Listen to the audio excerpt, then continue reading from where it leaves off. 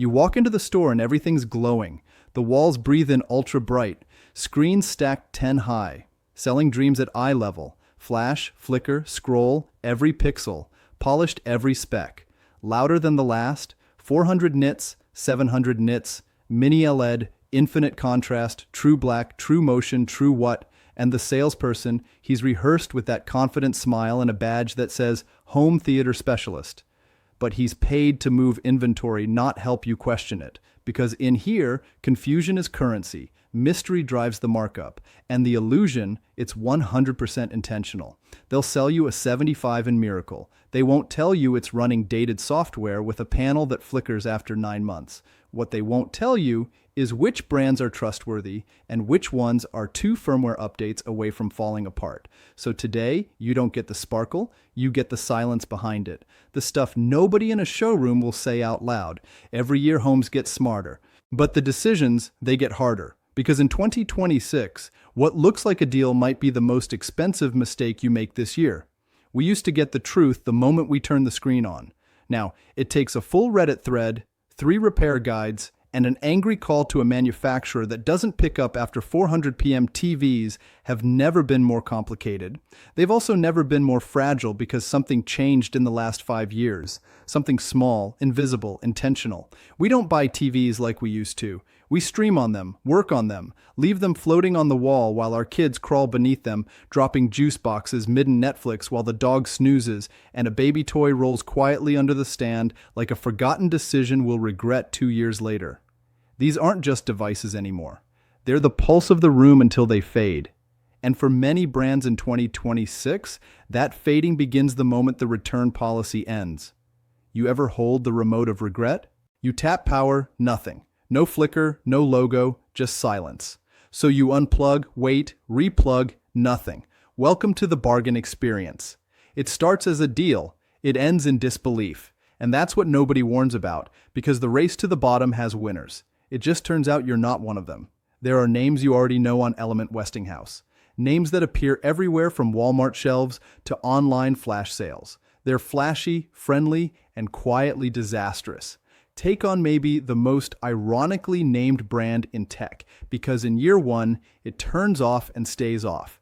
2 months of bright living room joy, then flickers, then audio dropouts, then HDR scenes that look like someone smeared it with petroleum jelly, and eventually a black screen that stares back at you and says, "You bought the wrong future."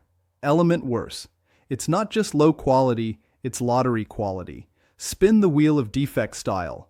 Backlight bleed. App crashes. Slow interface that feels like streaming through molasses. You plug it in once, then beg it to survive 5 episodes straight.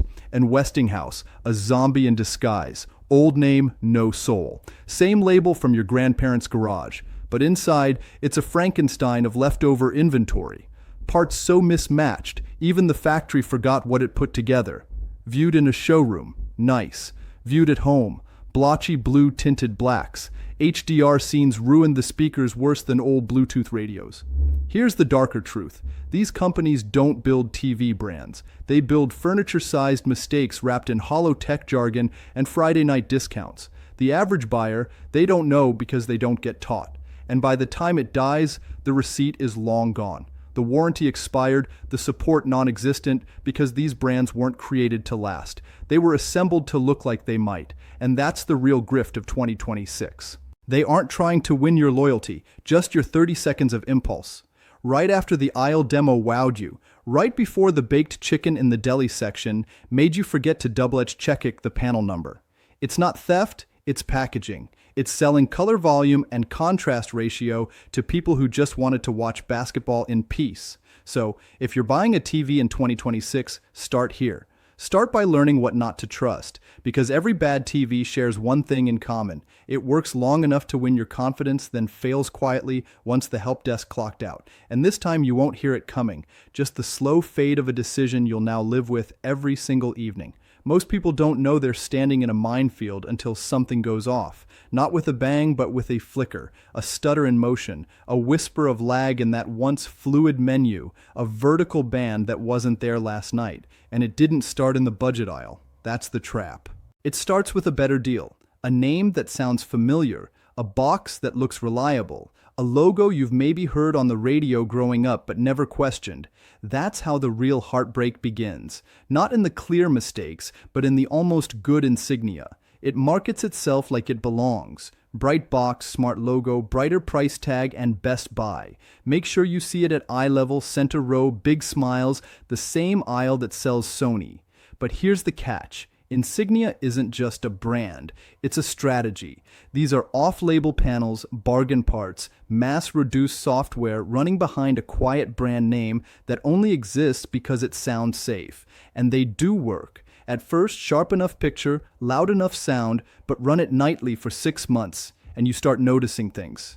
The apps freeze, menus claw their way across the screen, colors desaturate, then those ghost-like vertical lines start fading in like a warning scribbled in slow motion that says, "I was never built to last." Then there's RCA, a brand that wants to find American living rooms. Today, it's a shadow. The logo still triggers a memory, but inside, it's nothing like what it used to be. Panels that fail within a year, repairs not worth the cost. And when you call for help, you'll hear the echo of a voicemail that hasn't been updated since a different presidency.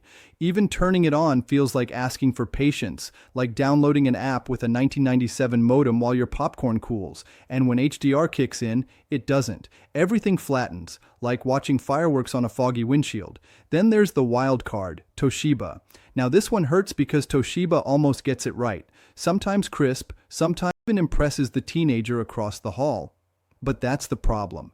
Sometimes Toshiba TVs in 2026 are a gamble. You can pick two off the shelf. One lasts for years, the next dead before the next Stranger Things drops. Different factories, inconsistent quality control. You don't know what you're buying, and neither does the rep selling it to you. It's like dating someone with incredible potential who always shows up late and sometimes forgets your name. And then Vizio. This one's complicated because Vizio used to be the underdog champion, the working class hero. Good design, fair price, solid picture. But times changed. The competition leveled up. Vizio didn't. Now, the once loved SmartCast OS is a glitch maze.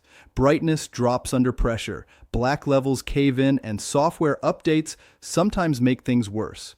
One user wrote, "My TV auto-updated and somehow got slower. How's that even possible? Here's how."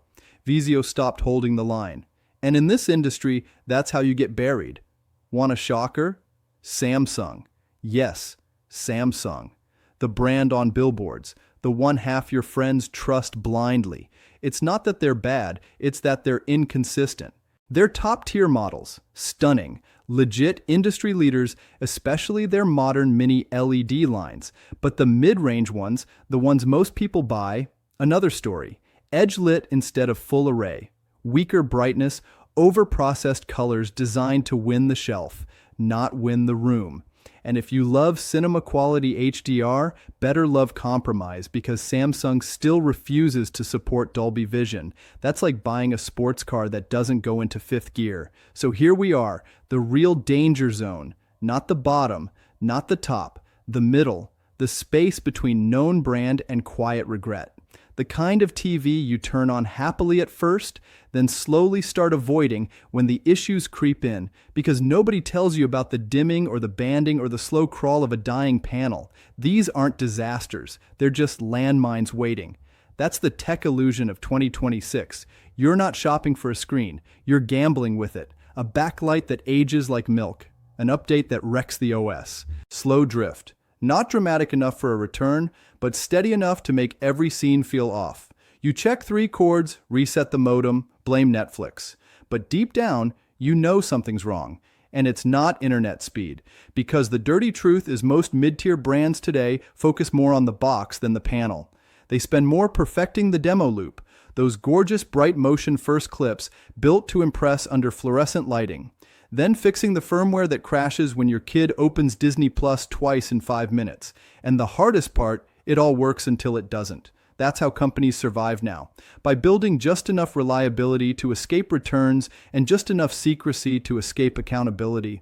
But not everything's lost. In a sea of noise, a few brands still deliver more than slogans. They don't just chase pixels, they chase permanence.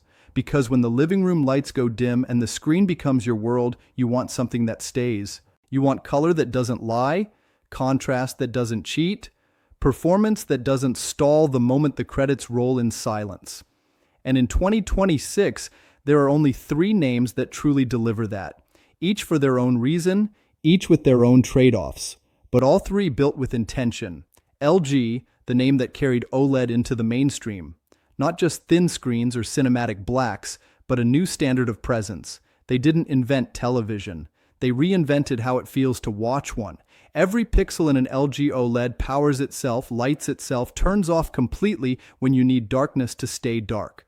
The result, a canvas, not a screen for film lovers. It's a love letter. CS Series G Series simple, reliable, stunning. WebOS is calm, minimalist, like it was designed for people who don't want to think about televisions. They just want to get lost in them. Sure, they have cheaper LED lines that feel forgettable. And if your room floods with sunlight, OLED might not be the brightest pick, but pick the right model and it will give you something more valuable than screen size: confidence. Then TCL, the unexpected giant. 10 years ago, they were filler in the budget bin. Today, they make TVs that punch way above their price tag and leave legacy brands embarrassed on spec sheets. Peak brightness that blinds in a good way. Huge sizes without huge regret. High contrast, game-ready features, and shockingly good HDR when the model's right. TCL didn't climb by faking it. They just skipped the marketing speech and said, here's what we've got. It just works. Now, is it perfect? No. Some panels vary. Some motion smoothing isn't silky. Budget models don't age like the premium ones. But when you zoom out and look at value per dollar, TCL is the brand most people should be buying. And it's rising fast. So fast, even Samsung's sweating. Then there's Sony, the final boss. Because Sony doesn't just aim for good, they aim for truth. Their screens don't scream, they whisper. Calm, pure, unfiltered. The first moment you turn one on, it doesn't dazzle. It disarms. No exaggerations, no overly juiced colors or marketing tricks baked into the demo. Just real clarity, real accuracy. Motion so smooth you feel like you're peeking behind the fourth wall. And here's why. Other companies use the same OLED panel. Sony just makes it better, because they build the brains. The XR cognitive processor knows how to read a scene like a cinematographer, not a machine. Skin tones that feel alive. Blacks rich but never crushed. Whites bright but never burned. It's harmony without effort, and that's why even pros, TV calibrators, repair techs, film editors all say the same thing. Out of the box, Sony has done no tuning, no tweaking, no learning curves, but it's not cheap. And they rarely have sales because great doesn't go on discount. And good doesn't need to beg to be noticed. So, what does this all mean for you? It means in 2026, you don't just need to shop smarter. You need to see through the fog because too many shoppers chase discounts when they should be protecting their time.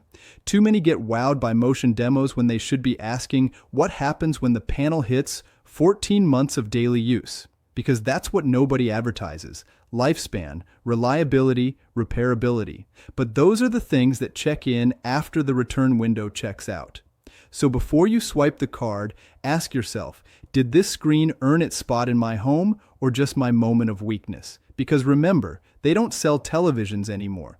They sell trust in a box. But some boxes lie. And when a brand cuts corners, you don't see it on day one. You see it on movie night, 3 months later, mid-scene, mid-silent tear, mid-punchline when the TV stutters or dims or forgets what it was doing. That's the pain most videos don't show. But we do, because we don't just review, we expose. From the marketing sheen to the hidden cracks to the brand still building things that deserve to last. So before you go, hit that subscribe button. We don't fall for hype, we cut through it, we question what stores want you to trust blindly. And every week, we bring smart shoppers the story behind the shelf. Join thousands who already know. Smart spending starts by asking smarter questions. Thanks for watching the NextGen Picks.